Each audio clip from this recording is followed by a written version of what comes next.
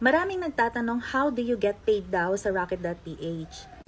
Gumagamit kasi ang Rocket.ph ng payment gateway na tinatawag natin na Zendit. So, every time na magbabayad yung mga customers mo through the website of Rocket.ph, dumadaan ito sa Zendit. Example, this is your product. Pag clinic ng buyers mo ang buy now, mareredirect sila dito sa page na to, checkout.zendit.co, wherein mamimili yung mga customers mo kung ano yung payment method na gagamitin nila to pay for your product. Pwedeng through credit or debit card, e-wallet, or direct debit. So, para makita mo na yung laman ng wallet mo, you just go to your account and then click Rocketeer Dashboard and then go to your wallet. Pag binayaran ka na ng customer, mapapasok na siya dun sa wallet mo dito sa Rocket account mo. Ngayon, kung makikita nyo, from 299 pesos, naging 270 na lang siya because of the Zendit fees na tinatawag.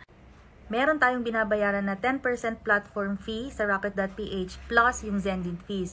So, para malaman mo kung magkano na yung amount na marireceive mo sa e-wallet mo, i-click mo lang yung Zendit fee. Tapos, halimbawa, kung 299 yung cost ng product mo, and then they paid it through credit cards, makikita mo dito sa baba yung estimated na marireceive mo. Ayan. So, kung sa e-wallet naman like GCash or PayMaya, ganito naman yung marireceive mo.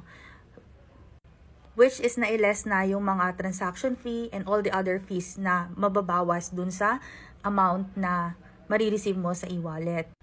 And yun yung explanation kung bakit hindi natin makukuha ng 299 pesos na buo yung pera sa wallet natin. And since it's Friday, i-withdraw natin yung laman ng wallet natin. Kung makikita nyo, may mga pending pa rin dito kasi it will take 2 to 7 days bago natin ma-receive sa wallet natin yung pera. Pero okay lang yan, i-withdraw na natin kung magkano yung laman ng wallet natin. There are two ways on how you can withdraw. You can withdraw through your bank account, wherein ilagay mo lang dito yung full name mo dun sa bank account, your bank name, and then yung account number. Or pwede rin naman dito sa e-wallet, like yung GCash.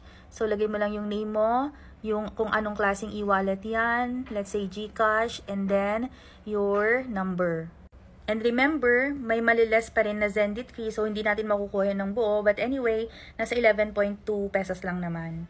Tapos ganito na yung makikita nyo. So, ang gagawin mo na next is, i-check mo na yung GCash mo kung real time na nakapasok na. And in less than a minute, funded na yung ating GCash from the Rocket.ph.